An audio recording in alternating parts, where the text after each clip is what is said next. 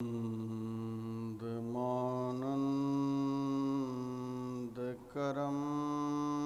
प्रसन्नं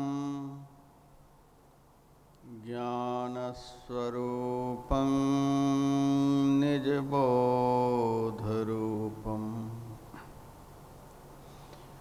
योगीन्द्रमीड्यं भवरोगवैद्यं श्रीमद्गुरुं नित्यमहं नमामि। यस्याङ्घ्रिपङ्कजपरागपरप्रभावात् भूत्वा कृतिमतां श्रुतिमाचरामि तं सद्गुरुं सततसर्वसुखं सदग्र्यं वन्दे सदा विमलबोधघनं विचित्रं। वन्दो गुरुपदकञ्ज कृपासिन्धुनररूपहरि महामोहतमपुञ्ज जासुवचनरविकर्णिकर। मेरा मुझ में कुछ नहीं, जो कुछ है सब तोर, तेरा तुझको सौंपते क्या लागेगा मोर। लोकाभिरामं रणरङ्गधीरं राजीवनेत्रं रघुवंशनाथं कारुण्यरूपं करुणाकरन्तं श्रीरामचन्द्रं शरणं प्रपद्ये। वसुदेवसुतं देवं कंसचाणूरमर्दनं देवकी परमानन्दं कृष्णं वन्दे जगद्गुरुम्।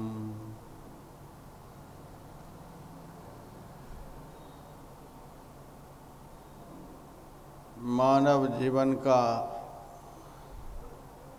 सबसे महत्वपूर्ण कर्म करने हेतु पधारे हुए धर्म प्रेमी सज्जन वृंद, माताओं तथा बहनों, दिशा टीवी चैनल के माध्यम से इस महत्तम ज्ञानमय गंगा में अवगाहन कर रहे देश विदेशों के समस्त धर्म पिपासुओं,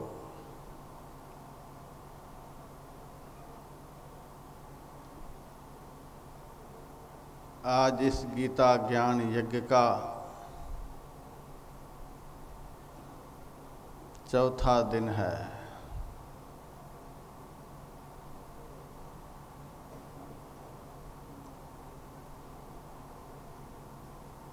मैंने आप लोगों को सुनाया है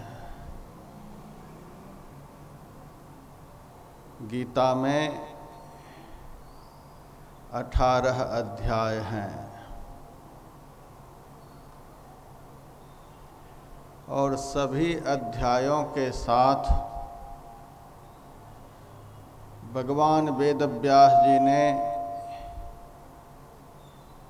योग शब्द का प्रयोग किया है। सभी अध्यायों में योग की बातें हैं।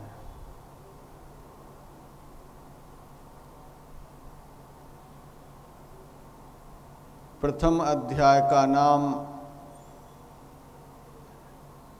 अर्जुन विषाद योग है।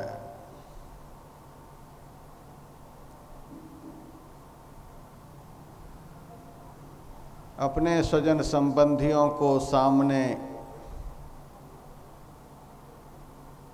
देखकर अर्जुन के मन में बड़ा भारी विषाद हुआ है, दुख हुआ है।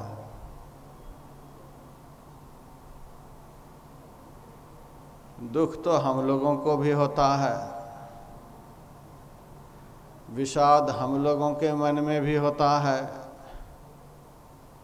लेकिन हम लोगों के दुख के साथ, हम लोगों के विषाद के साथ योग शब्द का प्रयोग नहीं होता है,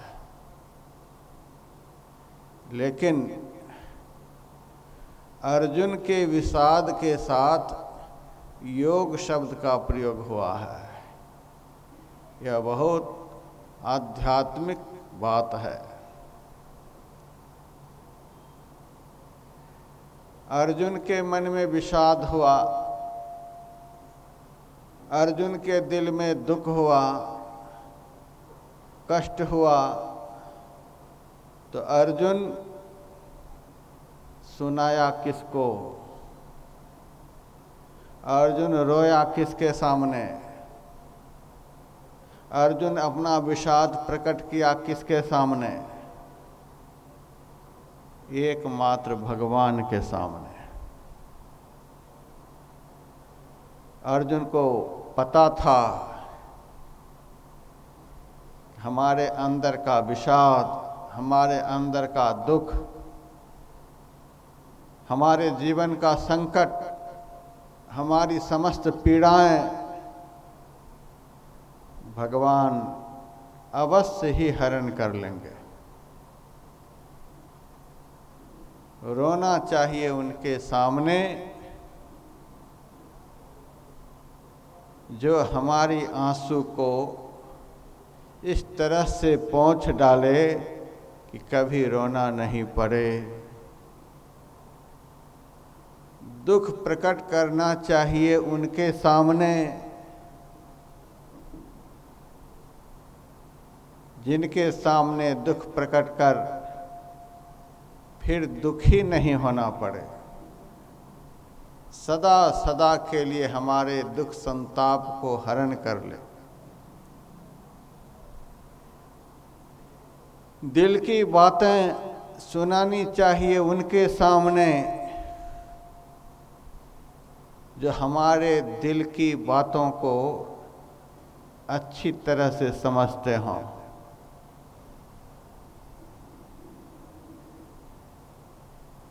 संताप, विषाद प्रकट करना चाहिए उनके सामने जो हमारे विषाद को, जो हमारे संताप को दूर कर सकें।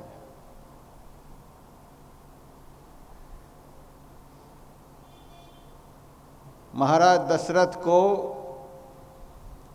पुत्र नहीं हो रहा था, वृद्धावस्था आ गई थी, मन में ग्लानि हुई, दुख हुआ, विषाद हुआ। आहा, इस राज्य परंपरा को अब कौन चलाएगा? इस अयोध्या के सिंहासन को मेरे बाद कौन संचालित करेगा? इस अयोध्या की प्रजा की रक्षा मेरे बाद कौन करेगा? यह दुख हुआ। महाराज दशरथ वह दुख सुनाने के लिए किसके पास गए? रामायण में लिखा हुआ है, निज दुख सुख सब गुरु ही सुनायो। अपने अंदर का दुख, अपने अंदर की व्यथा महाराज दशरथ आत्मोन्नति के शिखर पर पहुंचे हुए सद्गुरु को जाकर सुनाते हैं। परिणाम क्या निकला?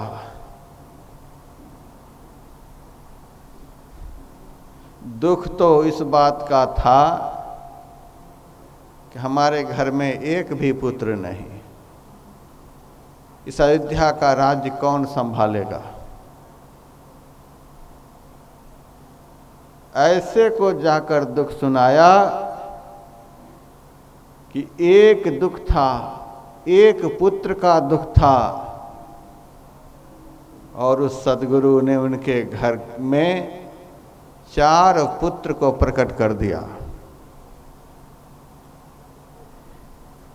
एक राज्य संचालन के योग्य पुत्र की कामना थी, लेकिन उनके सदगुरु ने उनके घर में ऐसे पुत्र को प्रकट किया जो सारी सृष्टि का संचालन कर सकते हैं। साक्षात ब्रह्म को उन्होंने पुत्र के रूप में प्रकट कर दिया। दुख ऐसे को ही सुनाना चाहिए, क्लेश ऐसे को ही सुनाना चाहिए, अपनी व्यथा ऐसे के सामने ही प्रकट करनी चाहिए। और इस तरह की व्यथा ऐसे के सामने प्रकट करेंगे तो वह व्यथा व्यथा नहीं रह जाएगी, वह योग का रूप धारण कर लेगा, वह भक्ति का रूप धारण कर लेगा। अर्जुन के मन में व्यथा हुई, संताप हुआ, शोक हुआ। अर्जुन ने भगवान को सुनाया।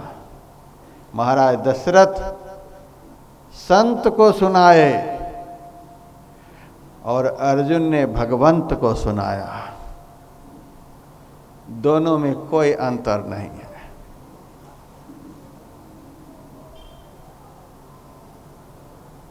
एक शायर ने लिखा है, बेहोश ये इंसान से यह ख्याल जुदा है,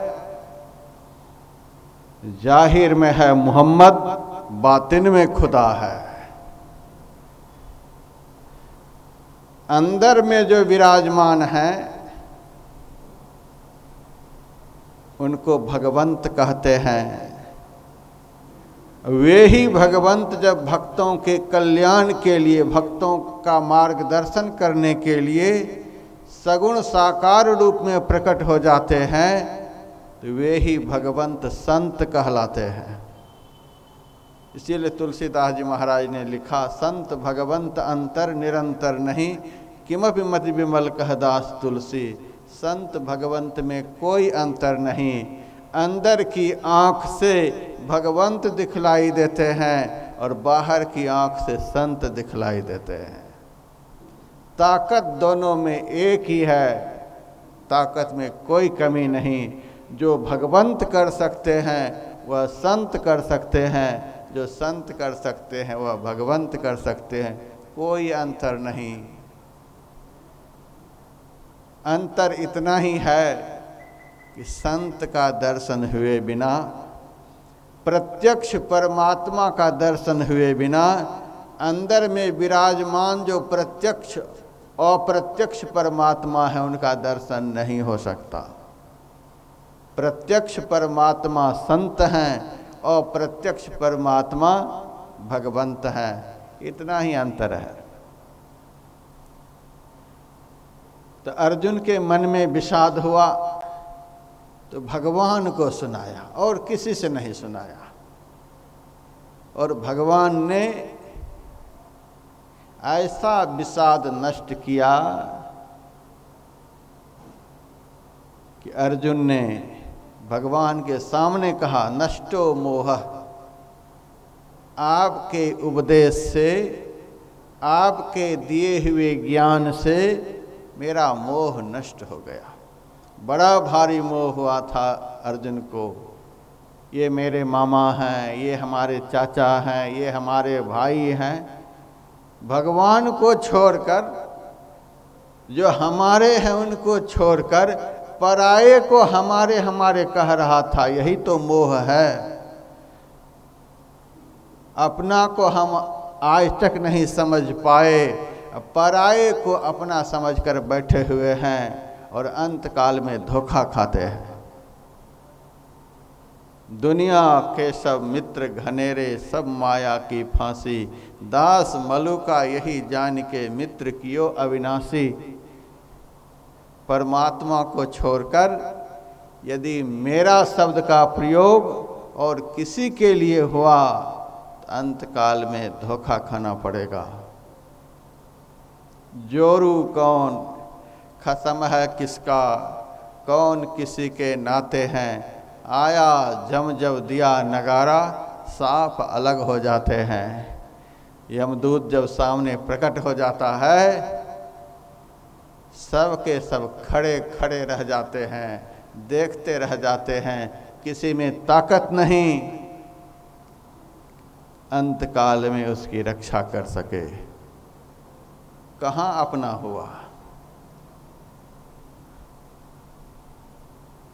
पर प्रत्यक्ष और प्रत्यक्ष में, जानते अनजानते, रन में वन में, व्याधि में, विपत्ति में, सर्व काल में जो हमारे साथ रहते हैं, हमारी रक्षा करते रहते हैं,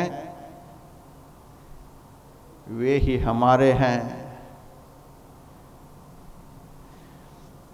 अर्जुन को यह मोह हो गया था, ये सब के सब हमारे हैं। इस मोह को गीता ज्ञान सुनाकर भगवान ने दूर कर दिया। भगवान माथे पर हाथ रख देते अथवा इच्छा मात्र कर लेते कि अर्जुन का मोह दूर हो जाए, तो इतना से भी दूर हो जाता। लेकिन 17 अध्याय जो गीता का भगवान ने सुनाया, वह किसके लिए? मोहग्रस्त हम लोगों के लिए। अर्जुन को काहे के लिए मोह होता?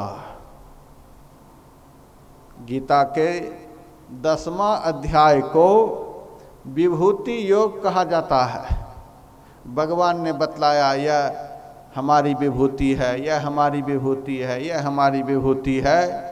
उन समस्त विभूतियों में अर्जुन के लिए भी भगवान ने कहा, पांडवानां धनंजय, पांडवों में धनंजय जो है वह मेरी ही विभूति है। और अर्जुन नर नारायण के अवतार में से था। नारायण के रूप में भगवान आए थे और नर के रूप में अर्जुन आया हुआ था। ये तो अवतारी पुरुष थे।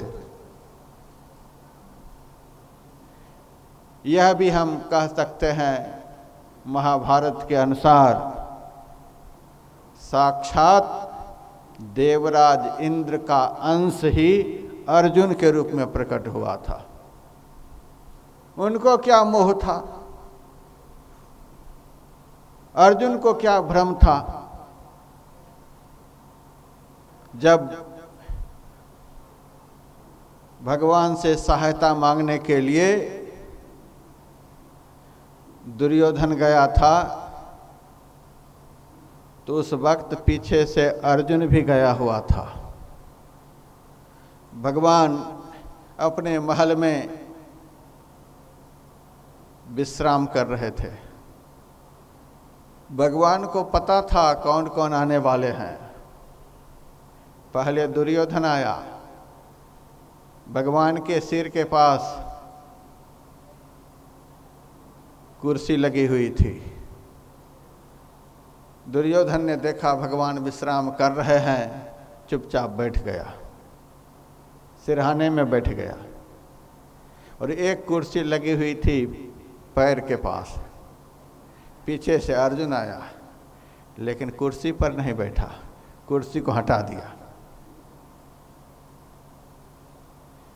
नीचे बैठ गया, भगवान के चरणों को सहलाने लगा। भगवान को क्या सोना? दुर्योधन को लग रहा था कि भगवान सोए हुए हैं। सोए हुए जीव को भगवान भी सोए हुए नजर आते हैं, जगे हुए जीव को सोए हुए भगवान भी जगे हुए नजर आते हैं। अर्जुन देख रहा है भगवान जगे हुए हैं, और दुर्योधन देख रहा है भगवान सोए हुए। दुर्योधन की तरफ भगवान ने नहीं देखा, अर्जुन की तरफ देखा और अर्जुन से कहा, अर्जुन तू कब आया? अर्जुन ने कहा अभी अभी आया। दुर्योधन कहता है भगवान मैं पहले आया हूं, मेरे से आपने पूछा नहीं। भगवान ने कहा तुम्हारी तरफ दृष्टि गई ही नहीं। जिनके अंदर अभिमान भरा हुआ है, जो भगवान के सामने भी मन में अभिमान लेकर के बैठा हुआ है, ऐसे अभिमानी की तरफ भगवान की नजर नहीं पड़ती है। भगवान तो सबको देखते हैं, लेकिन अभिमानी की तरफ भगवान की दृष्टि नहीं जाती। एक भक्त ने लिखा है मत शर्माओ ऐ नादानो, इस दर पर शीश झुकाने से यह वो दर है जिस दर पे सदा सिर भेंट चढ़ाए जाते हैं। दरबार में सच्चे सदगुरु के दुख दर्द मिटाए जाते हैं। दुनिया के सताए लोग यहाँ सीने से लगाए जाते हैं। यहाँ आकर के भी अभिमान रखता है। यह तो घर है प्रेम का, खाला का घर नाही, शीश उतारे भुई धरे सो बैठे घर माही। अहंकार रूपी सिर को जो उतार देगा, वही प्रेम के घर में प्रवेश कर परमात्मा का दर्शन कर पाएगा। अभिमान के कारण इतना बड़ा पर्दा हमारे सामने लटका हुआ होता है कि सब जगह विराजमान परमात्मा को हम देख नहीं पाते हैं। भगवान ने कहा तुम्हारी तरफ हमारी दृष्टि नहीं गई, तुमको मैंने पहले नहीं देखा। देखा अर्जुन को, अर्जुन में अभिमान नहीं था, वह नीचे बैठा हुआ था। क्या दुर्योधन से ताकत में कमी थी? अर्जुन में कोई कमी नहीं, लेकिन नीचे बैठा हुआ है। अभिमान रहित होने का यही फल है कि तुरंत भगवान की दृष्टि पड़ती है। मद तो बहुतक भांति का, ताहि न जाने कोय। तन मद, मन मद, जाति मद, माया मद सब लोय। विद्या मद और गुनहु मद, राज मद उन्मद। इतने मद को रद्द करे तब पावे अनहद। इतने प्रकार के अहंकार होते हैं। एक भी अहंकार लेकर भगवान के पास जाओगे तो भगवान की नज़र नहीं पड़ेगी, भगवान की दृष्टि से सदैव वंचित रह जाओगे। इतने मद को रद्द करे तब पावे अनहद। भगवती आनंद का अनुभव कर पाओगे। भगवान ने कहा हमारी दृष्टि पड़ी पहले अर्जुन के ऊपर। अच्छा बताओ कैसे आए हो? दुर्योधन ने कहा आपको पता है पांडवों से हमारी लड़ाई छिड़ने वाली है, आपसे सहायता के लिए आया। अर्जुन से भगवान ने पूछा तुम बताओ कैसे आए हो? अर्जुन ने भी कहा हम भी सहायता के लिए आए हैं।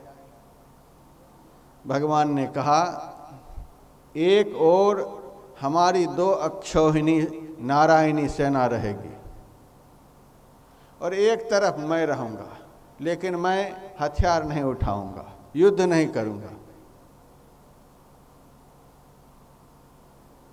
अब देख लो 2 में से क्या चाहते हो। लेकिन पहले हमारी दृष्टि पड़ी है अर्जुन के ऊपर, इसीलिए मांगने का अधिकार मैं इसी को दूंगा। और आपसे उम्र में छोटा भी है, इसीलिए मांगने का अधिकार है। बताओ अर्जुन 2 में से क्या चाहते हो? अर्जुन मन में सोच रहा था भगवान ने बड़ा अच्छा बंटवारा किया है और पहला मौका दुर्योधन को मिल गया और दुर्योधन भगवान को अपने पक्ष में ले लिया तो मैं बेमौत मारा जाऊंगा। जैसे ही अर्जुन को भगवान ने कहा बताओ 2 में से क्या चाहते हो, जैसे मरे हुए शरीर में प्राण आ जाए वैसे ही अर्जुन के शरीर में प्राण आ गया और वह झट से बोल उठा भगवान मैंने आपको लिया। और दुर्योधन भी मन ही मन सोच रहा था बंटवारा बहुत अच्छा हुआ है, और ये कह रहे हैं मैं लड़ाई नहीं करूंगा, हथियार नहीं उठाऊंगा, तो ये करेंगे क्या? इसको लेकर हम क्या करेंगे? यदि अर्जुन नारायणी सेना को अपनी तरफ ले लिया तो इसको लेकर हम क्या करेंगे? दुर्योधन कहता है ठीक है, आप अर्जुन की तरफ जाइए, हमें आपकी कोई जरूरत नहीं है, नारायणी सेना को आदेश कीजिए। भगवान मन ही मन सोचते हमारी कोई जरूरत नहीं है। जिसको हमारी जरूरत नहीं तो संसार में उसकी रक्षा करने वाला भी कोई नहीं। सारी सृष्टि मिलकर भी उसकी रक्षा नहीं कर पाएगी। ठीक है, ले जाओ।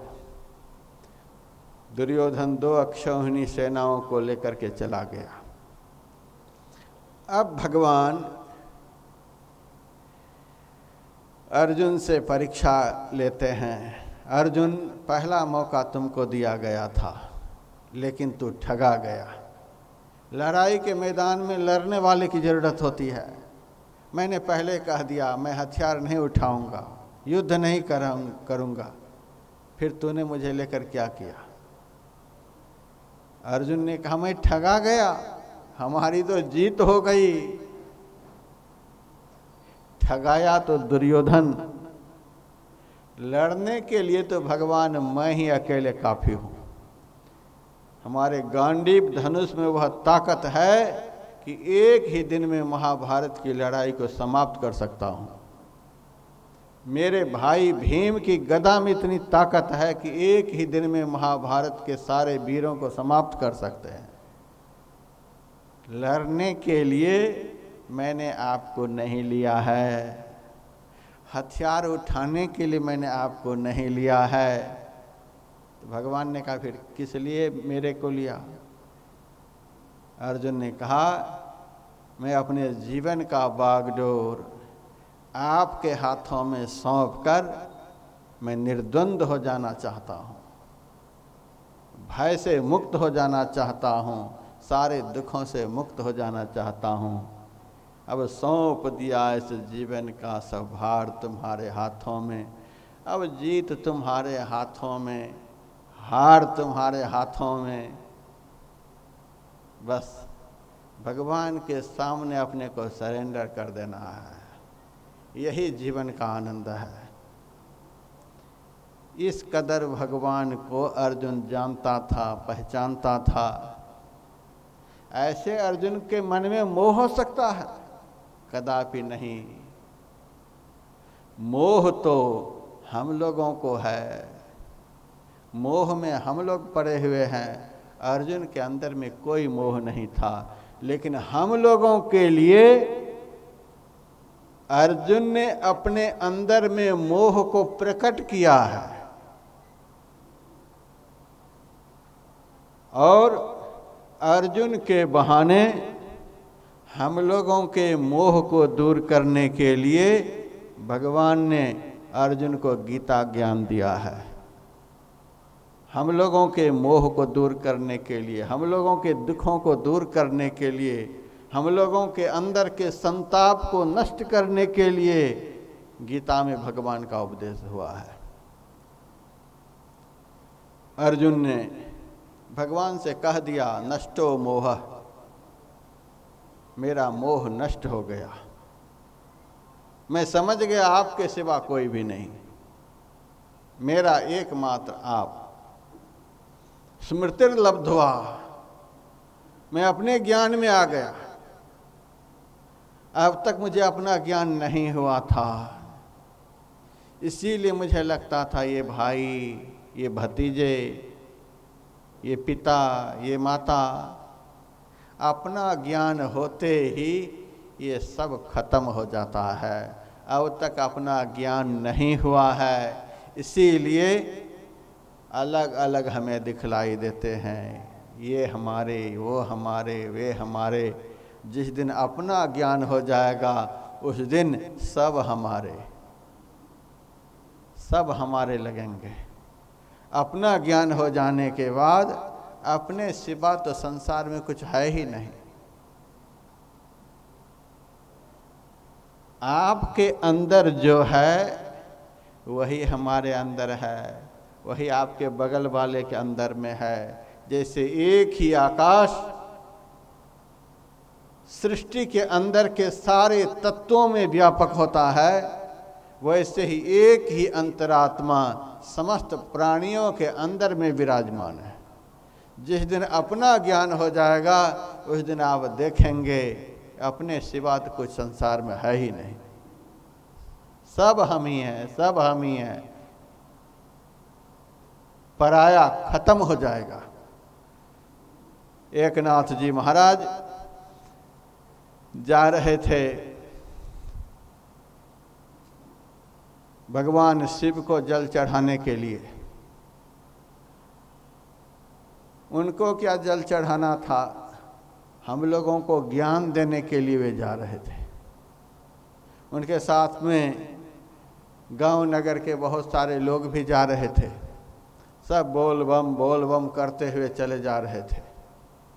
रास्ते में सड़क पर एक तड़फड़ाता हुआ गधा मिला। वह प्यास के मारे छटपटा रहा था। एकनाथ जी महाराज वहीं कामर रख दिए और कामर का जल उस गधा को पिलाने लगे। साथ के भक्तों ने कहा, एकनाथ जी आप यह जल शिव जी को चढ़ाने के लिए जा रहे हैं और इस गधा को पिलाने लग गए। एकनाथ जी महाराज ने कहा, जिस शिव जी को जल चढ़ाने के लिए हम जा रहे हैं वे शिव जी हमारे 250 ग्राम जल के प्यासे नहीं हैं। उनके तो माथे पर ही गंगा विराजमान है। जटा शंकरी कहते हैं माता गंगा को, भगवान की जटा में विराजमान गंगा माता, उनको जल की प्यास है। हम लोगों की प्यास को बुझाने के लिए भगवान अपने पास हम लोगों को बुला रहे हैं। भगवान को हमारे जल की कोई प्यास नहीं। ऐसे भी ठंडे इलाके में प्यास कम लगती है। अमरनाथ की गुफा में भगवान विराजमान हैं, उनको तो ऐसे भी कम प्यास लगती होगी। सारी दुनिया के लोग जल लेकर के जा रहे हैं। इतने में तो सर्दी जुकाम लग जाए। सबसे पहले कोरोना भगवान शिव को ही पकड़ ले। लेकिन आज तक सुना है कि भगवान शिव शंकर को सर्दी लग गई, बुखार लग गया, कोरोना का संक्रमण हो गया, सारी दुनिया जा रही है, उनको कुछ नहीं होता है। इतना जल अर्पण हो रहा है और फिर भी शिव जी को सर्दी नहीं लगती। हम एक गिलास ज़्यादा ठंडा जल पी लेते हैं तो तुरंत सर्दी लग जाती है। तो जो अपने स्वरूप में प्रतिष्ठित हैं वे समग्र दुख सुख रोग व्याधि से परे हो जाते हैं। जो देह ज्ञान में हैं उन्हीं को सारे रोग लगते हैं, उन्हीं की देह में सारे वायरसों का संक्रमण होता है। स्वरूप ज्ञान वाले को क्या है, हम आत्मा हैं, हमारे पास दुनिया की आग पहुंच नहीं सकती है, हम इतने सूक्ष्म तत्व हैं। थोड़ा सा वेदांत में आप लोगों को पढ़ा दूं। मिट्टी से सूक्ष्म जल है, जल से सूक्ष्म अग्नि है, अग्नि से सूक्ष्म वायु है, वायु से सूक्ष्म आकाश है, आकाश से सूक्ष्म मन है, मन से सूक्ष्म बुद्धि है, बुद्धि से सूक्ष्म चित्त है, चित्त से सूक्ष्म अहंकार है, अहंकार से सूक्ष्म अव्यक्त प्रकृति है, अव्यक्त प्रकृति से सूक्ष्म परा प्रकृति है, परा प्रकृति से सूक्ष्म चेतन आत्मा है। चेतन आत्मा के भी गर्भ में जो समाये हुए हैं वे परमात्मा सबसे सूक्ष्म हैं। तो हमसे ज़्यादा सूक्ष्म तो कोई हो ही नहीं सकता है। स्थूल पदार्थ सूक्ष्म में प्रवेश नहीं कर सकता, सूक्ष्म स्थूल में प्रवेश करता है। मिट्टी जल में प्रवेश नहीं कर सकती, जल अग्नि में प्रवेश नहीं कर सकता, अग्नि हवा में प्रवेश नहीं कर सकती, हवा आकाश में प्रवेश नहीं कर सकती है, आकाश हवा में प्रवेश करता है, जल में प्रवेश करता है, अग्नि में प्रवेश करता है, मिट्टी में प्रवेश करता है। जो पदार्थ जितना अधिक सूक्ष्म होता है वह अपने से स्थूल में व्यापक होता है। तो यह आत्मा सृष्टि में सबसे अधिक सूक्ष्म है। इससे सूक्ष्म यदि कुछ है तो परमात्मा है। हमसे सूक्ष्म परमात्मा, क्योंकि वे हमारे अंदर में विराजमान है। हमसे कोई सूक्ष्म है ही नहीं जो हमारे में प्रवेश कर सके। जो सबसे सूक्ष्म है, जिसमें कोई प्रवेश कर ही नहीं सकता, वो आदमी मुंह पर मास्क लगाए बैठा हुआ है कि कोरोना हमारे में घुस जाएगा। शरीर में भले घुस जाएगा लेकिन आप में नहीं घुस सकता। आप अपने को शरीर मानते हैं, इसीलिए कोरोना के डर के मारे भटक रहे हैं, दुखी हो रहे हैं। जिस दिन अपने को अंतरात्मा समझ लेंगे, केवल समझने से भी काम नहीं बनेगा, अभ्यास के द्वारा अपने आप को पहचान लेंगे, उस ज्ञान में आपको पता चलेगा कि हमारे में तो कोई प्रवेश कर ही नहीं सकता, काल भी नहीं आप में प्रवेश कर सकता। नैनं छिन्दन्ति शस्त्राणि नैनं दहति पावकः न चैनं क्लेदयन्त्यापो न शोषयति मारुतः। हमारा न जन्म होता है, न हमारा कभी मरण होता है, न हमारी कोई अवस्था होती है। हम तो सबसे परे के तत्व हैं। नहीं जन्म जाको, नहीं मृत्यु जाको, नहीं बाल यौवन जरापन है जाको, जिसे ना ही होती अवस्था ये चारों, जो ना कहाता ये वर्णों में चारों, सभी के परे जो परम तत्व रूपी सोई आत्मा है, सोई आत्मा है। हम तो ऐसे तत्व हैं, हमारे में कौन प्रवेश कर सकता है? हम अपने को नहीं जान पाए हैं, हम अपने को समझ नहीं पाए हैं, इसीलिए हमें लगता है कि ये हमारे हैं, वो हमारे हैं, हमको यह दुख है, हमको वह दुख है। जिस दिन हम अपने को देख लेंगे, उस दिन अपने सिवा कुछ नज़र ही नहीं आएगा। एक नाथ जी महाराज देख रहे हैं कि शिव जी विराजमान है, जल पिला रहे हैं। उन्होंने कहा, हमारे शिव जी ये 250 ग्राम जल के प्यासे नहीं हैं, उनके तो माथे पर ही गंगा जी है। प्रत्यक्ष शिव जी जल के लिए तड़प रहे हैं, और जिनके माथे पर ही गंगा जल, उनके लिए हम जल लेकर के जाएंगे। पहले तो इस प्रत्यक्ष शिव के जल को, शिव को जल देकर प्यास बुझानी है। तो ऐसा ज्ञान संत के पास होता है। गधा में भी देख रहे हैं कि हमारे शिव जी हैं। गीता के 4th अध्याय में ज्ञानी की परिभाषा बतलाए हैं। आजकल ज्ञानी का बोर्ड लगा करके तो दुनिया बैठी हुई है, लेकिन ज्ञानी की परिभाषा भगवान श्री कृष्ण ने बतलाई है गीता में। विद्या विनय संपन्ने ब्राह्मणे गविहस्तिनी सुनिचैव सपाके च पंडिता समदर्शिनः। अर्जुन, विद्या विनय से संपन्न ब्राह्मण में, गौ में, हाथी में, चांडाल में, कुत्ता में, जो सब में ब्रह्म का दर्शन करता है, उसी को पंडित कहते हैं, उसी को ज्ञानी कहते हैं। यही महापुरुष की परिभाषा है। अलग अलग दृष्टि, भेद दृष्टि, यह तो अज्ञानियों की दृष्टि है। निर्भेद दृष्टि ज्ञानी की होती है। दक्षिण भारत में एक बहुत बड़े संत हुए, रमन महर्षि। शिवरात्रि का पर्व आया था, बहुत सारे भक्त उनसे मिलने के लिए आए थे। रमन महर्षि अपनी गुफा में बैठे हुए हैं। सारे भक्त उनको प्रणाम करते हैं और प्रणाम कर कहते हैं, भगवान, पास में ही शिव जी का मंदिर है, दुनिया के लोग शिवरात्रि के अवसर पर शिव जी की पूजा करने के लिए आए हैं और आप चुपचाप गुफा में बैठे हैं। आप क्यों नहीं जाते मंदिर में पूजा के लिए? बहुत आग्रह किया। महर्षि रमन ने कहा ठीक है चलो। चले गए मंदिर में, सब पूजा करने में लग गए। रमन महर्षि चुपचाप खड़े हैं।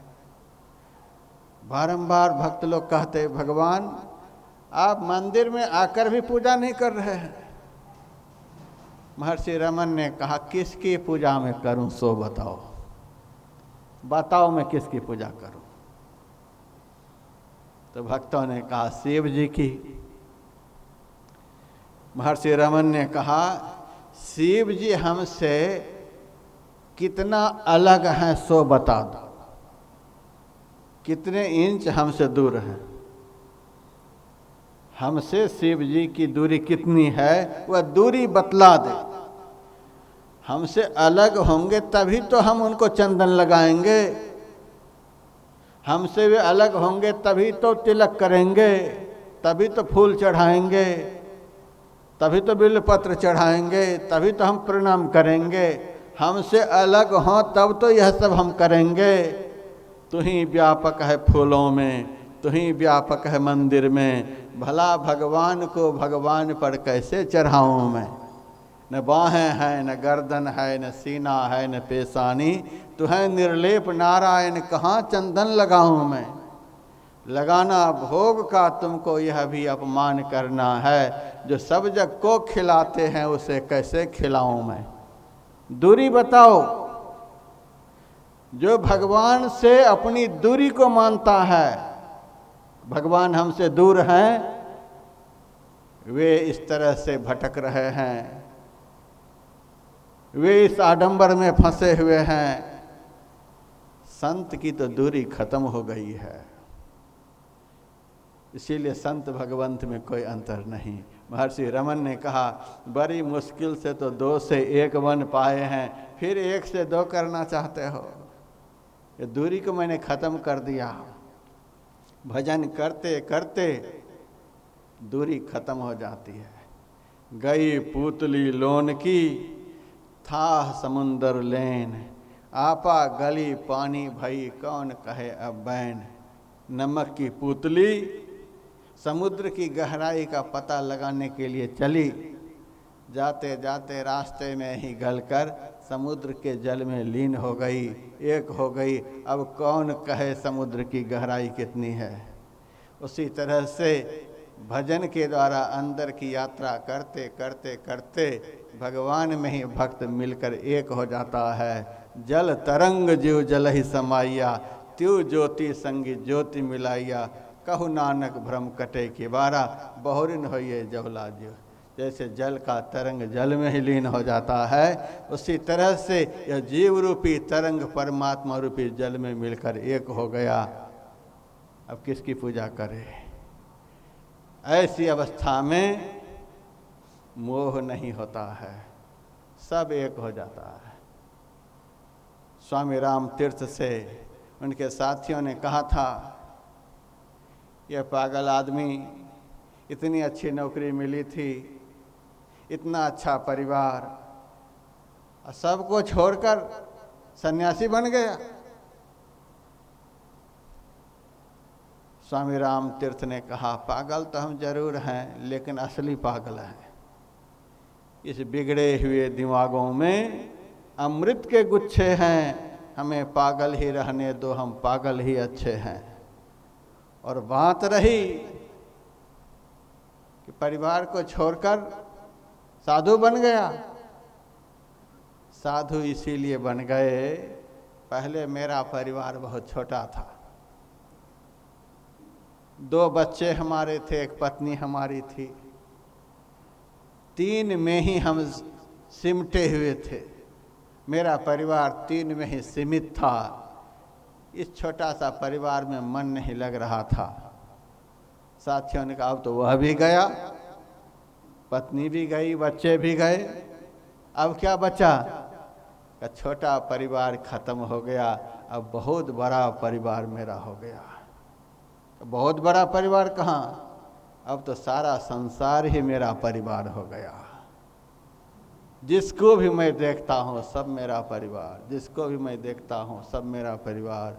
न कोई शत्रु रहा न कोई मित्र रहा, साजन दुर्जन जो चली आवे, एक ही दृष्टि निहार, संत की महिमा अपरंपार। जो भी आते हैं लगते हैं मेरा परिवार है। नष्टो मोह स्मृतिर्लब्ध्वा, यह है ज्ञान। अब मुझे यह ज्ञान हो गया कि सब मेरा परिवार है, सब हम ही हैं, सब हमारे हैं, कोई अंतर नहीं रह गया। तत्प्रसादान मया चिता, हे अच्युत, हे श्री कृष्ण, यह आपके ज्ञान से ऐसा हुआ। स्थितोस्मि, अब मैं अपनी स्थिति में आ गया। गत संदेह, मेरा संदेह नष्ट हो गया। करिष्ये वचनम तव, अब आप जो कहेंगे वही मैं करूँगा। लड़ने के लिए कहेंगे तो लड़ जाऊंगा, मरने के लिए कहेंगे तो मर जाऊंगा, लड़ाई छोड़ देने के लिए कहेंगे तो सब छोड़ दूंगा। तो अर्जुन भगवान के सामने रोया है, तो रोना योग बन गया। कितना बड़ा योग बन गया कि गीता के द्वारा संसार के लोगों का कल्याण हो रहा है।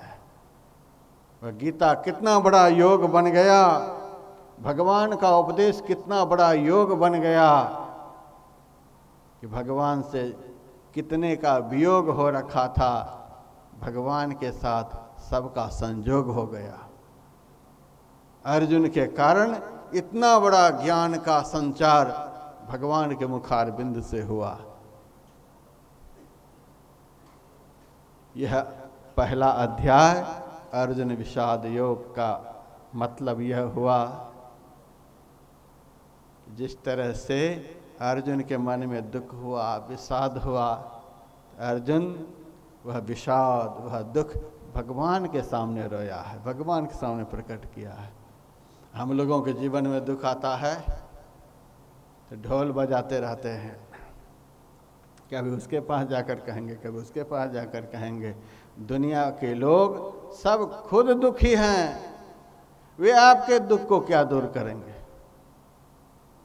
जो खुद विपत्ति में पड़े हुए हैं वे आपकी विपत्ति को क्या दूर करेंगे?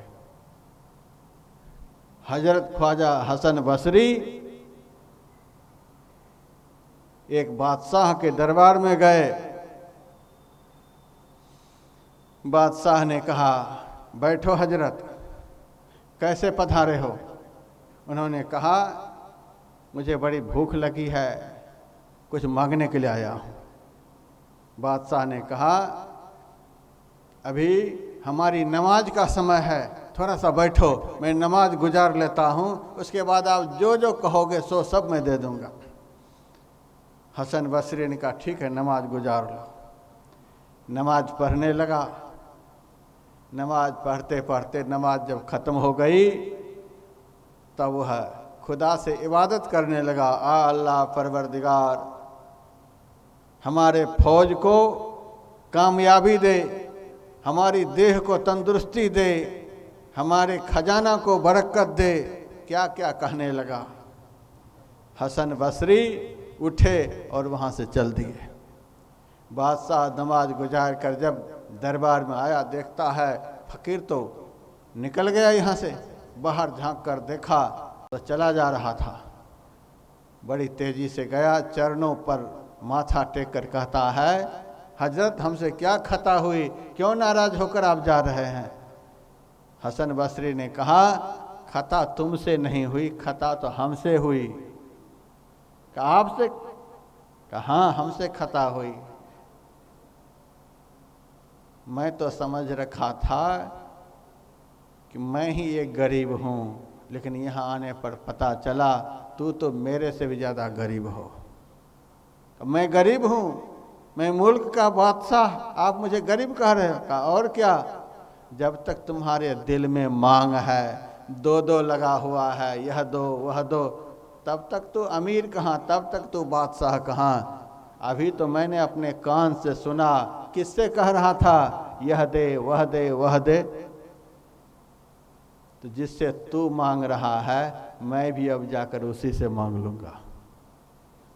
दुनिया से भला हम क्या मांगें, दुनिया तो खुद ही भिखारिन है। मांगेंगे तो अंतर्यामी से जहाँ होता कभी इनकार नहीं। दरबार हजारों देखे हैं पर तुझसा कोई दरबार नहीं।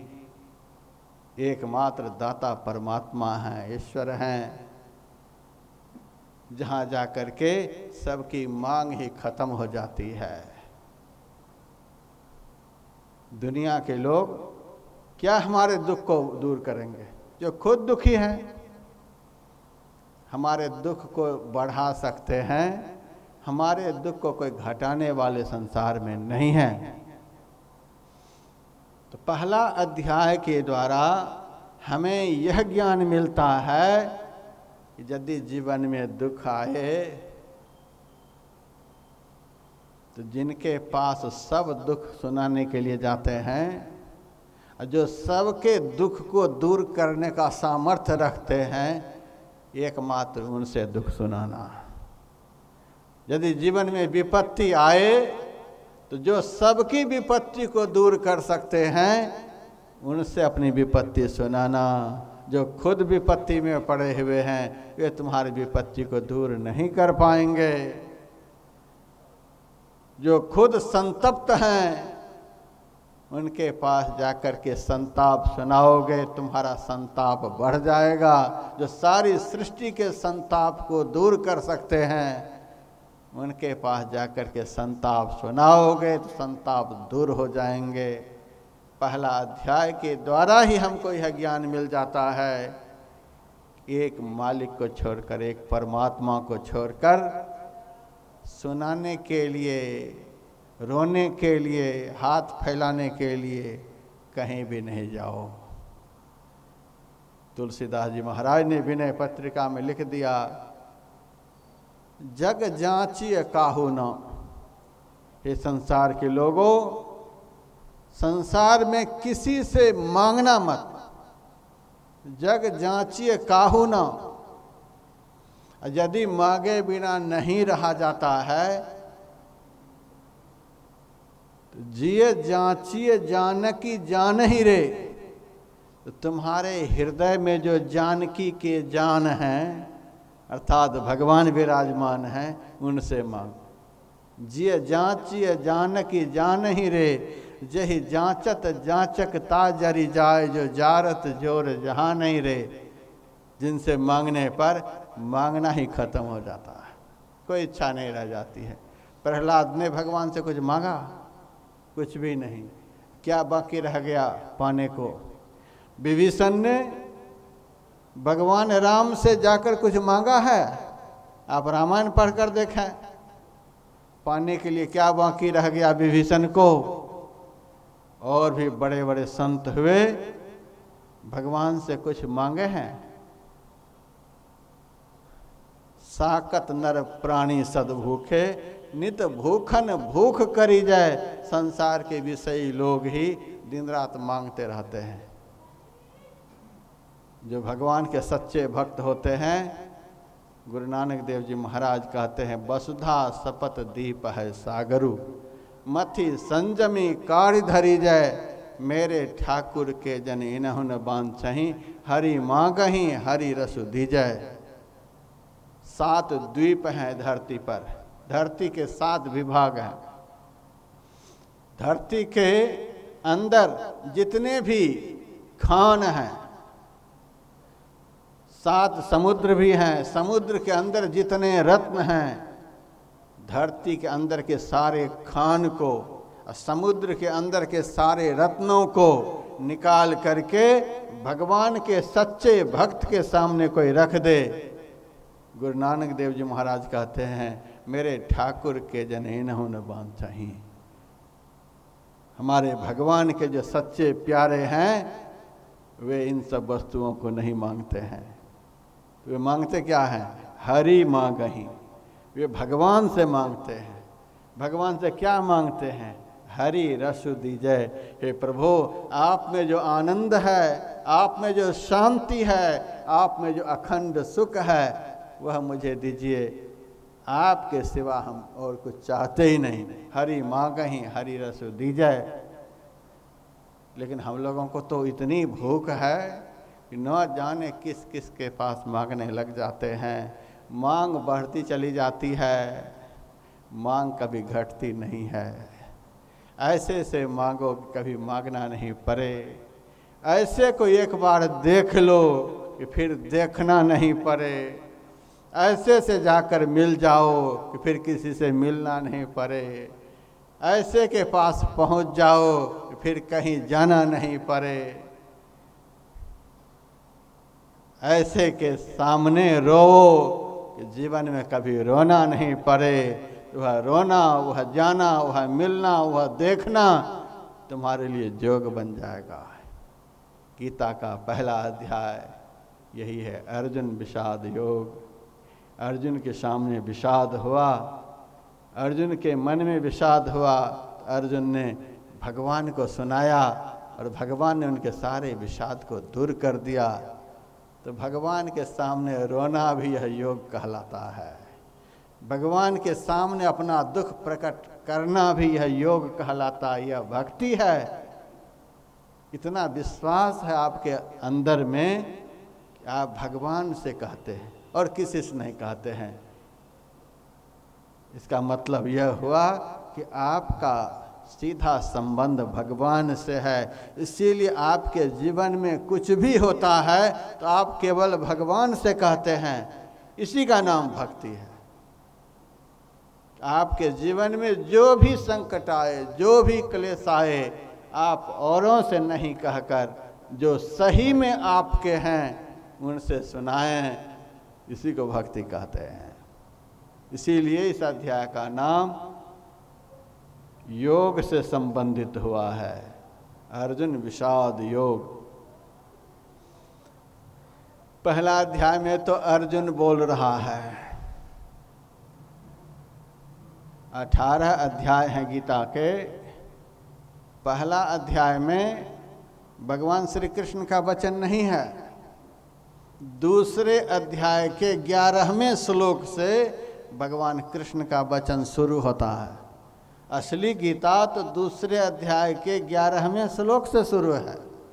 पहला अध्याय तो हम अर्जुन गीता कह सकते हैं। अर्जुन गीत गा रहे हैं, अर्जुन अपना दुख सुना रहे हैं। दूसरा अध्याय का नाम सांख्य योग है। सांख्य योग में प्रकृति और पुरुष का ज्ञान दिया गया है। शरीर और शरीर में रहने वाले का ज्ञान दिया गया है।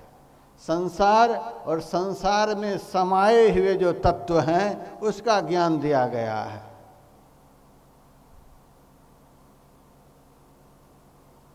शरीर नाशवान है, नाशवान पदार्थ का ज्ञान दिया गया है।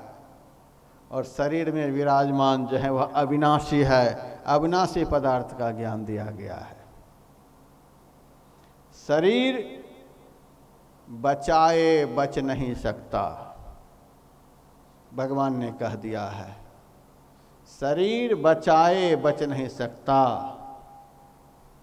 शरीर में रहने वाला जो है वह मिटाए मिट नहीं सकता। शरीर के अंदर रहने वाले को कोई मिटा नहीं सकता। शरीर को बचाने का जो प्रयास कर रहा है वह शरीर को बचा नहीं सकता। इस शरीर को बचाने का बहुतों ने प्रयास किया है और हम आप लोग भी दिन रात कर ही रहे हैं। क्या बचा लेंगे?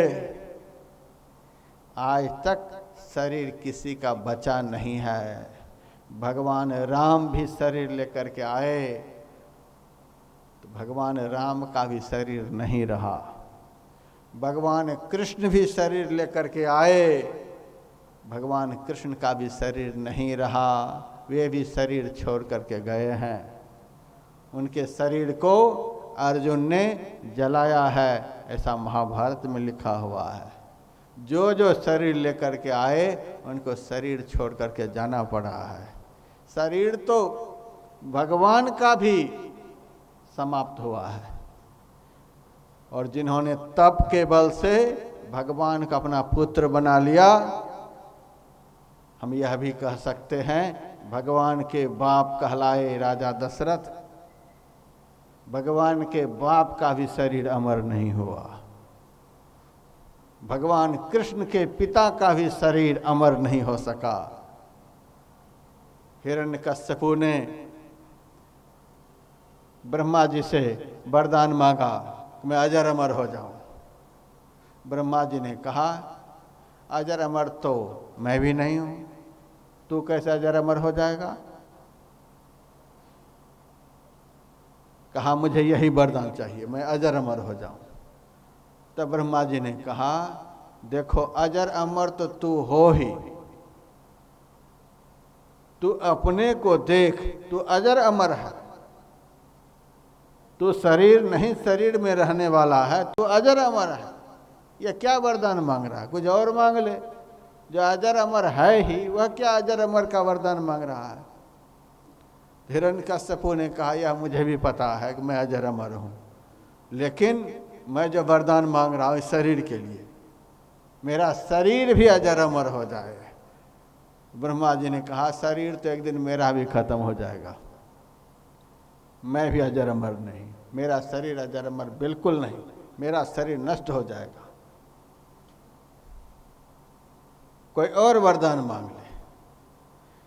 हिरण्यकश्यप बड़ा चालाक था, उन्होंने कहा, अच्छा और वरदान देना चाहते हैं तो दीजिए, मैं न दिन में मरूं न रात में मरूं, न घर में मरूं न बाहर में मरूं, न अस्त्र से मरूं न शस्त्र से मरूं, 12 महीने में से किसी भी महीना में नहीं मरूं, न जानवर के हाथ से मरूं न मनुष्य के हाथ से मरूं, आपके बनाए हुए किसी भी प्राणियों से नहीं मरूं। अपनी बुद्धि के अनुसार उन्होंने अपने को अजर अमर बना लिया। जब दिन में नहीं मरूंगा, न रात में मरूंगा, 12 महीने में से किसी महीने में नहीं मरूंगा, अस्त्र शस्त्र से नहीं मरूंगा, जानवर आदमी से नहीं मरूंगा, घर बाहर कहीं मरूंगा ही नहीं। ब्रह्मा जी की बनाई हुई सारी सृष्टि है, ब्रह्मा जी की सारी सृष्टि के कोई भी प्राणी मुझे मार नहीं सकता, तो मेरा शरीर तो अजर अमर ऐसे हो गया। ब्रह्मा जी ने वरदान दे भी दिया। हिरण्यकश्यपु के मन में हुआ, मैंने ब्रह्मा जी को मूर्ख बना करके वरदान मांग लिया, अब मैं मरूंगा कैसे, मेरा शरीर नष्ट होगा कैसे? जिन जिन कारणों से शरीर नष्ट होता है, सारा वरदान तो मैंने मांग ही लिया। ब्रह्मा जी को पूर्ण विश्वास था परमात्मा के ऊपर। हिरण्यकश्यपु, तू जितनी चतुराई दिखला रहे हो, भगवान की चतुराई के सामने तुम्हारी सारी चतुराई धूल में मिल जाएगी। भगवान में इतना गुण है, भगवान में इतना ज्ञान है, उनके ज्ञान के सामने समस्त संसार के प्राणियों का ज्ञान अज्ञान में बदल जाता है। जब समय आएगा तो तुम्हारा सारा ज्ञान धूल में मिल जाएगा। वे ही भगवान जब नृसिंह के रूप में प्रकट हुए, अपने जंघे पर हिरण्यकश्यपु को लिटा लिया और तीखे तीखे नख को हिरण्यकश्यपु की छाती में धंसा दिया। अब भगवान पूछते हैं, बेटा यह बतला, तू घर में मर रहा कि बाहर में? हिरण्यकश्यपु कहता है, हाय भगवान, न घर है न बाहर, आप तो देहली पर मुझे अपने जंघे पर लिटा रखे। भगवान ने कहा, तू जमीन पर मर रहा है कि आसमान में? कहा, न जमीन न आसमान, आप तो जंघे पर लिटाए हुए हैं। आप जानवर के हाथ से मर रहा है कि मनुष्य के हाथ से? महाराज आप तो बड़ा विचित्र रूप धारण किए, न जानवर न आदमी, दोनों मिला हुआ है। अस्त्र से मर रहे हो, शस्त्र से? न अस्त्र न शस्त्र, आप तो नख धसाए हुए हैं। 12 महीने में से किस महीना में तू मर रहा है? हिरण्यकश्यपु कहता, 12 महीने में से एक भी महीना नहीं है, पुरुषोत्तम मास चल रहा है। हिरण्यकश्यपु के लिए भगवान ने महीना भी अलग से बना दिया। 3 साल में एक बार पुरुषोत्तम मास आता है, मल मास उसको कहते हैं, भगवान ने महीना भी बना दिया। अब भगवान कहते हैं अब तुम्हारा वरदान फेल हो गया। हाँ भगवान, सब वरदान फेल हो गया। छाती को चीर कर नीचे फेंक देते हैं। तो शरीर बचाए बच नहीं सकता। दिन रात हम लोग लगे हुए हैं शरीर को बचाने में। थोड़ी सी भी इच्छा हुई तुरंत चाय पी लिया, थोड़ी सी भी इच्छा हुई तुरंत दूध पी लिया, थोड़ी सी भी इच्छा हुई तुरंत फल खा लिया। किसी भी तरह से शरीर में कमजोरी नहीं आने पाए। न ठंड लगे, न गर्मी लगे, न बरसात लगे, न धूप लगे, कुछ भी लगे ही नहीं, ताकि यह शरीर जाए नहीं। सारी दुनिया की दौलत दे कर के भी शरीर बच जाए, इसको बचाने के लिए लोग तैयार हैं। धर्म चला जाए कोई बात नहीं, पुण्य नष्ट हो जाए कोई बात नहीं, भजन छूट जाए कोई बात नहीं, भगवंत से नाता टूट जाए कोई बात नहीं, सब कुछ हो जाए कोई बात नहीं, लेकिन शरीर नहीं जाना चाहिए। यह देह बुद्धि आश्री प्रवृत्ति के लोगों की होती है। शरीर की सुरक्षा में सब लगे हुए हैं। कितनी भी सुरक्षा करेंगे तो कितने दिनों तक शरीर को रखेंगे। सतयुग की बात को अब भूल जाइए आप लोग। लाख करोड़ वर्ष लोग जीते थे। त्रेता की बात को भी आप लोग भूल जाइए, हजारों हजार वर्ष लोग जीते थे। द्वापर की बातों को भी आप लोग भूल जाइए, हजारों हजार वर्ष लोग जीते थे।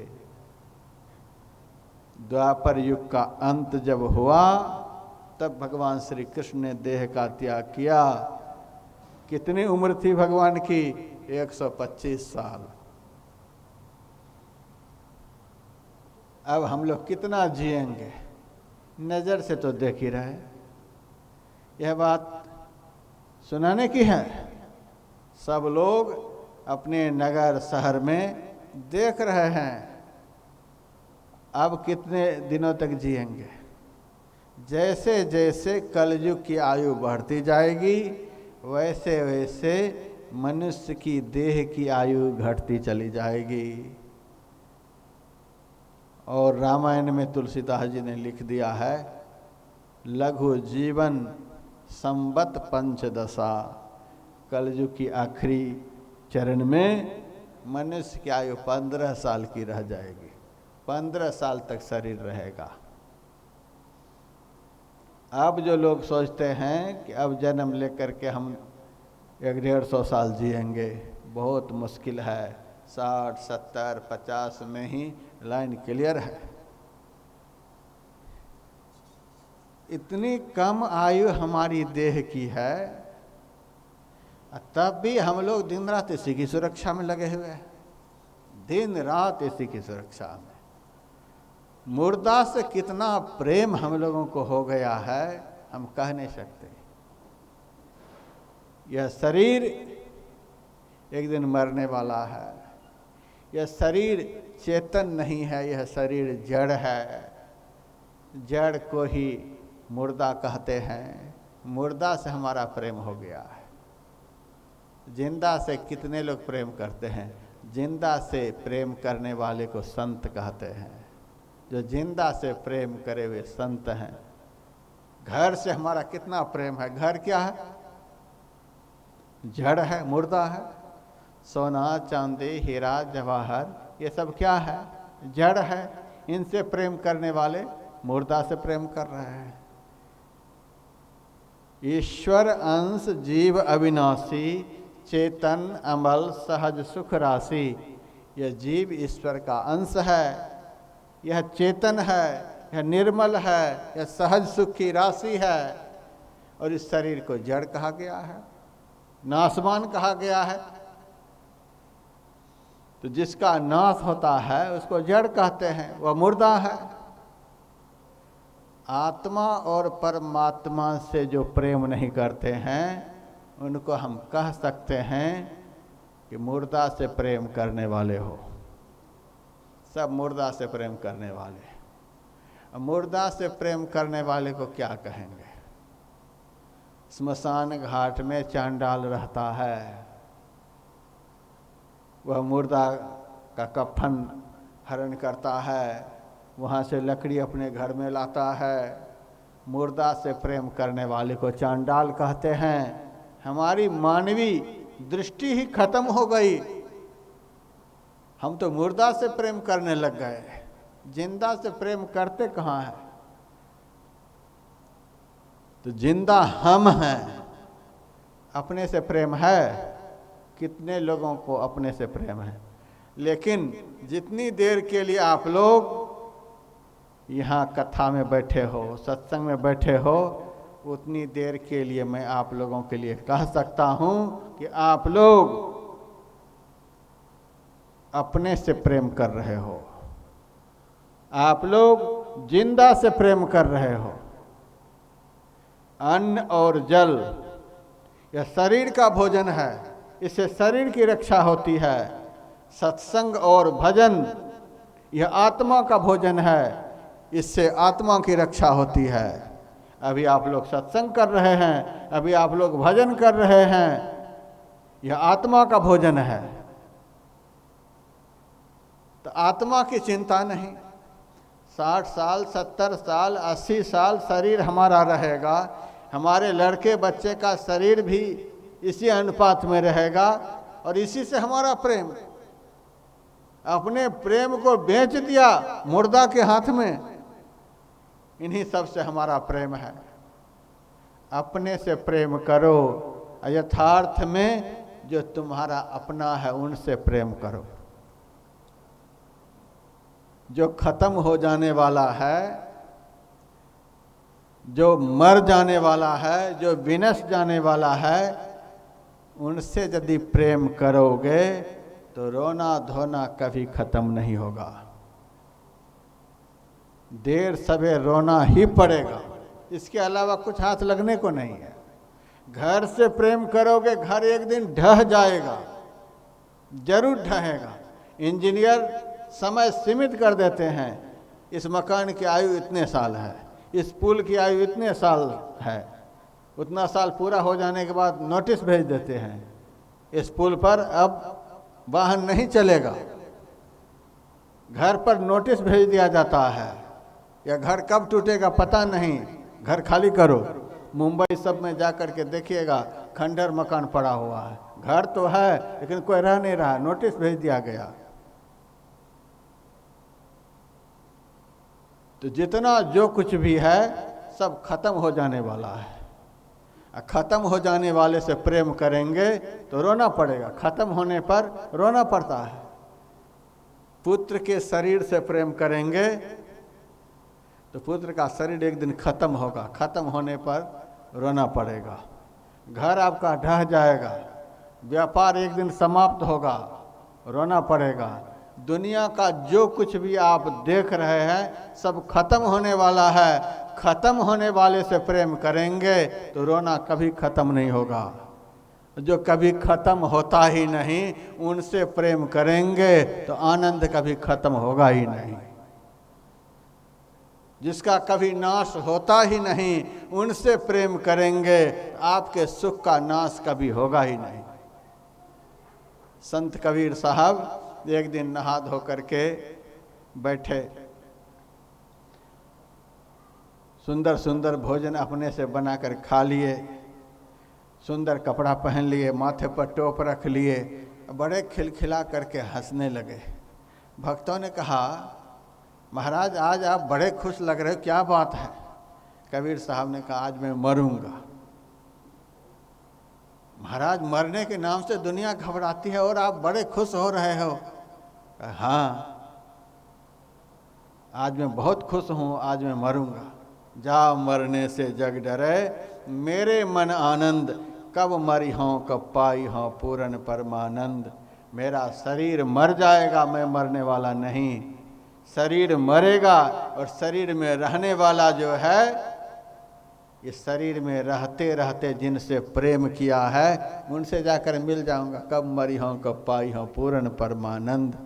शरीर में रहते रहते मैंने शरीर से प्रेम नहीं किया, संसार से प्रेम नहीं किया, जिनसे प्रेम किया शरीर से निकल कर उसमें जाकर मिल जाऊंगा। इस बात का मुझे बड़ा आनंद है। एक बार काशी में लोगों ने कबीर साहब से कहा कि बाबा आपकी उम्र के काशी में कोई नहीं रह गए, आप कब मरोगे? ऐसे ऐसे लोग दुनिया में जो संत से जाकर क्या से क्या पूछते हैं, बाबा आप कब मरोगे? कबीर साहब ने कहा रोटी खाता हूँ मैं अपना, सिर दुखता है तुम्हारा, मैं क्यों मरी हूँ, हम क्यों मरेंगे? अरे महाराज आपकी उम्र के कोई नहीं बचे इसलिए पूछ रहा हूँ, सब चले गए महाराज, आप कब मरोगे? कहा मरेंगे ही नहीं। आप नहीं मरोगे? बिल्कुल नहीं, हरि मरी हैं तो मैं भी मरी हूँ, हरि ने मरे हम काहे को मरी हूँ, भगवान मर जाएंगे तो हम भी मर जाएंगे, भगवान नहीं मरेंगे तो हम क्यों मरेंगे? अरे महाराज भगवान तो मरते ही नहीं, अजर अमर अविनाशी हैं, क्या आप भी नहीं मरोगे? क्या भगवान अजर अमर अविनाशी हैं तो हम भी तो अजर अमर अविनाशी हैं। आत्मा नित्यम अवध्योयं कौमारंग यौवनं जरा तथा देहांतर प्राप्तिर धीरज तत्र न मुह्यति। जो ज्ञानी लोग हैं वे मोहित नहीं होते, वे जानते हैं कि मैं उस ईश्वर का अंश हूँ जो मरता नहीं, और अंशी में जो गुण होता है वही गुण अंश में होता है। सूरज में जो किरण है उस किरण में भी प्रकाश होता है, सूरज प्रकाश का पिंड है, इसीलिए सूरज की जो किरण है उसमें भी प्रकाश है। तो परमात्मा अविनाशी हैं, उस अविनाशी परमात्मा की किरण यह आत्मा है, इसीलिए यह भी अविनाशी है। परमात्मा सुख के स्वरूप हैं, इसीलिए आत्मा भी सुख के स्वरूप है। थोड़ा सा विचार करके देखो,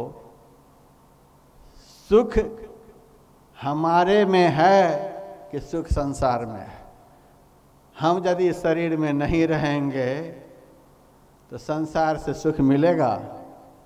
हम इस शरीर में जो हैं इसीलिए हमें संसार का सुख मिल रहा है।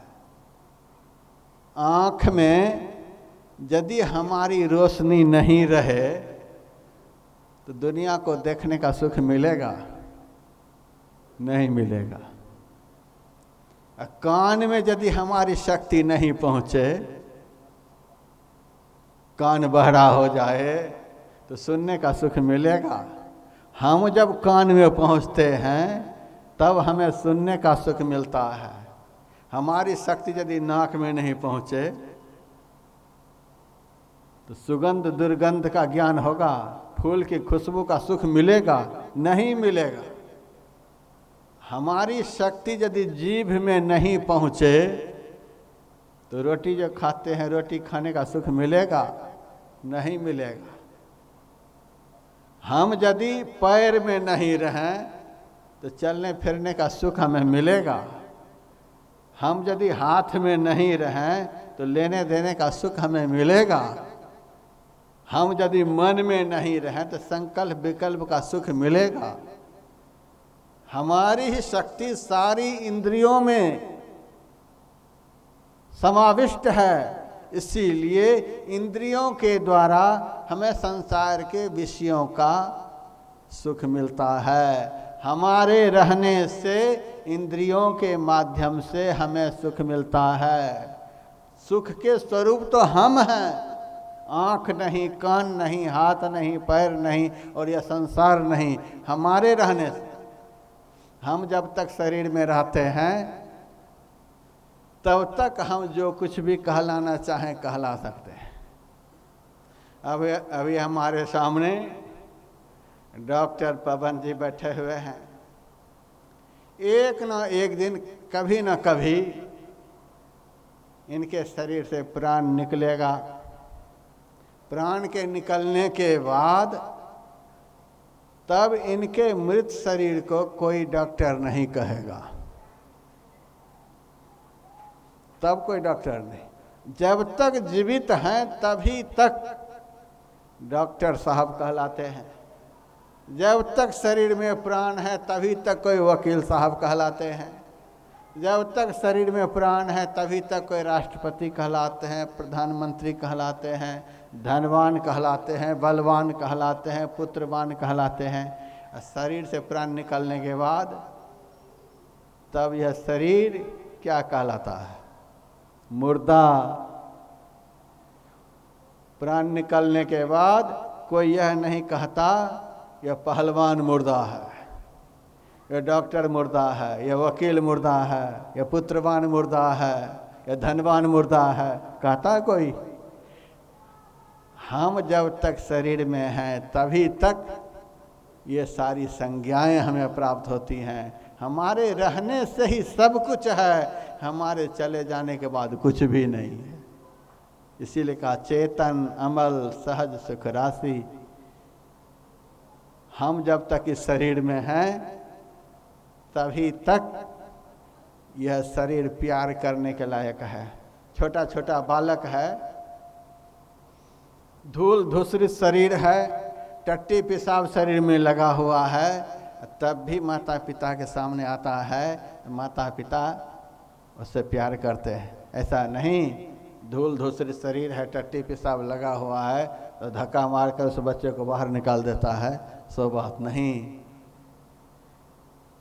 हमारे सगे संबंधी हैं, फटा चिथरा पुराना कपड़ा भी शरीर पर है, भूखा प्यासा भी है, नहीं नहाया धोया शरीर है, तो भी आता है तो हम हाथ मिलाते हैं, गले से लगाते हैं।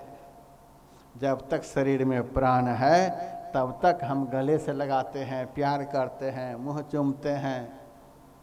और जब इस शरीर से प्राण निकल जाता है, गंगा जल से इस शरीर को नहलाया जाता है, सेंट लगाया जाता है, चंदन लगाया जाता है। सारे जीवन भले कैसा भी कपड़ा पहने हों, लेकिन मरने के बाद नया कपड़ा पहनाया जाता है। तो भी उस मृत शरीर को कोई छूना नहीं चाहता है। कहाँ वह नैन, कहाँ वह शोभा, कहाँ रंग रूप दिखई हैं, जिन लोगन सो नेह करत हों, सो तो ही देखी घिनई हैं, जादिन मन पंछी उड़ जई हैं। जिन पुत्रन को बहुविधि पाल लियो, देवी देव मनई हैं, तेहिले बांस दियो खोपड़ी में, शीश फाड़ बिखरई हैं, जादिन मन पंछी उड़ जई हैं। अब इस शरीर को कोई छूना नहीं चाहेगा, और यदि कोई छू दिया अब स्नान करना पड़ेगा। आज मृत शरीर का स्पर्श हुआ है, नहाना पड़ता है। धर्मशास्त्र में लिखा हुआ है मृत शरीर का स्पर्श होने के बाद नहाना पड़ता है। अब आप बताइए, शरीर पवित्र है कि शरीर में रहने वाला पवित्र है? शरीर कभी भी पवित्र नहीं हो सकता। देख कर मत भूलना बाहर की सफाई पर, वर्क सोने की लगी है गोबर की मिठाई पर। यह शरीर कभी भी पवित्र नहीं हो सकता। यह नरक है, प्रत्यक्ष नरक है, पखाना पेशाब का कारखाना है। इसके अलावा क्या है इसके अंदर? इसके अंदर यह जीव पड़ा हुआ है। लेकिन जब तक जीव इसमें रहता है, भले ही कैसा भी कारखाना हो, लेकिन लोग हृदय से लगाते हैं, हाथ मिलाते हैं। तो शरीर में रहने वाला निर्मल है, पवित्र है। मुर्दा को कितना भी गंगा में स्नान करा दे, मुर्दा कभी पवित्र माना जाएगा? नहीं माना जाएगा। जब तक इस शरीर में प्राण रहता है, साधारण जल से भी स्नान करने के बाद कहते हैं कि पवित्र हो गए, नहा धो लिए। तो हम पवित्र हैं, हमको कोई भी पवित्र नहीं कर सकता। ऐसे ऐसे संत धरती पर हुए हैं जो जीवन में कभी नहाए नहीं, लेकिन सारी दुनिया के लोग उनके चरण चूमने के लिए जाते थे। जीवन में कभी नहाए नहीं। क्या बात है, नहाए नहीं है तो भी इतने पवित्र की दुनिया नमन करती है। जीवन में कभी नहाए नहीं, दुनिया के लोग उनका सम्मान करते हैं। यह पवित्रता कहाँ से आई? उन्होंने परम पवित्र आत्मा का दर्शन कर लिया। जिन्होंने परम पवित्र आत्मा का दर्शन कर लिया, उनसे ज़्यादा पवित्र दुनिया में कोई नहीं। वे पवित्र आत्मा वाले महापुरुष गंगा में पैर रख देते हैं तो गंगा पवित्र हो जाती है। जब भगीरथ ने तप के द्वारा गंगा को प्रकट किया तो गंगा माता कहती है, बेटा मांगो वरदान। भगीरथ ने कहा, माता यदि वरदान देना चाहती हो तो यह वरदान दो, हमारे पूर्वज के उद्धार के लिए आप पृथ्वी पर आ जाओ। कपिल भगवान की दृष्टि से हमारे पूर्वज भस्म हो गए हैं, आप चलो सागर के तट पर और हमारे पूर्वजों का उद्धार करो। गंगा माता कहती है, दो बड़ी समस्या है जिस कारण मैं धरती पर नहीं जा सकती। पहली समस्या है, मेरा वेग बड़ा तीक्ष्ण होगा, मेरे वेग को धारण करने वाला धरती पर कौन होगा? मेरे वेग को धारण करने वाला कोई नहीं हुआ तो मैं धरती को फोड़कर रसातल में चली जाऊंगी। तो भगीरथ ने कहा, माता आपके तीक्ष्ण वेग को धारण करने वाले भगवान शिव होंगे, आप आओ पृथ्वी पर, आपके वेग को शिव जी जटा में धारण करेंगे। दूसरी समस्या माता बतलाती है, दुनिया के लोग बड़े पापी, सारे जीवन पाप करेंगे और एक बार मेरे अंदर घुसकर सारे पाप धो करके चले जाएंगे। वे तो पवित्र हो जाएंगे लेकिन सारे पाप मेरे में छोड़ जाएंगे, मैं तो पापिनी हो जाऊंगी, मेरे पाप को कौन धोएंगे? भगीरथ ने कहा, माता आपके पाप को वे संत धोएंगे जिस संत ने पवित्र आत्मा का दर्शन कर लिया है। पवित्र आत्मा का दर्शन हो जाने के बाद उनमें इतनी पवित्रता आ जाती है कि गंगा में चरण पड़े तो गंगा निर्मल, अग्नि में चरण पड़े तो अग्नि निर्मल, पत्थर पर चरण पड़े तो पत्थर निर्मल। जहाँ जहाँ संत के चरण पड़ते हैं वह स्थान तीर्थ बन जाता है। जिस जिसके माथे पर संत का हाथ पड़ता है वह माथा महापवित्र हो जाता है, निर्मल हो जाता है। गीता के दूसरे अध्याय में उसी निर्मलतम आत्मा का ज्ञान दिया गया है और गीता के दूसरे अध्याय में महामलिन, नाशवान, बदलने वाला इस शरीर और संसार का ज्ञान दिया गया है। गीता के दूसरे अध्याय का नाम सांख्य योग, प्रकृति और पुरुष का ज्ञान, आत्मा और परमात्मा का ज्ञान है। गीता के तीसरे अध्याय का नाम है कर्म योग। कर्म को योग कहा गया है। किस कर्म को योग कहा गया है? जो कर्म हम लोग कर रहे हैं, इस कर्म को भोग कहा गया है। दुनिया के लोग जो अविवेक पूर्वक शास्त्र विरुद्ध, संत ज्ञान के विरुद्ध कर्मों को कर रहे हैं, वह तो कर्म भोग है। शास्त्र ज्ञान के अनुकूल, संत ज्ञान के अनुकूल, भगवंत ज्ञान के अनुकूल, गीता ज्ञान के अनुकूल जो कर्म होता है उस कर्म का नाम योग है। तीसरा अध्याय का नाम कर्म योग। कल मैं बतलाऊंगा कौन ऐसा कर्म है जिसके करने से, किस तरह कर्म करने से कर्म योग बन जाता है, कल बतलाऊंगा। चौथा अध्याय ज्ञान कर्म संन्यास योग। ज्ञान पूर्वक, विवेक पूर्वक कर्म करने से वह कर्म योग के रूप में परिणत हो जाता है। गीता का 5वां अध्याय कर्म संन्यास योग।